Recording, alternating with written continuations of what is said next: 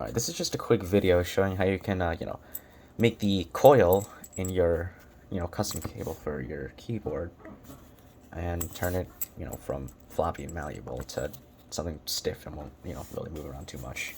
It's a pretty simple thing to do. I mean, all you really need is a pencil and a piece of paper and a pair of scissors in case the piece of paper is too long. And, in my case, I had to cut a little bit off right here.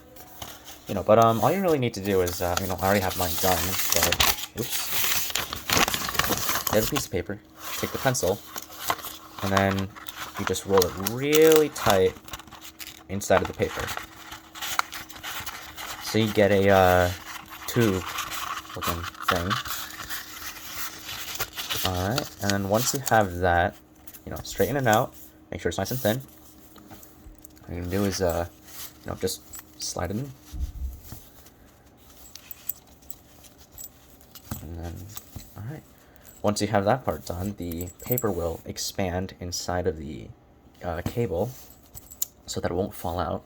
And the pencil just falls right out. But yeah, once you have that done, then, it doesn't really move around. It's firm. And yeah, that's pretty much how you do it.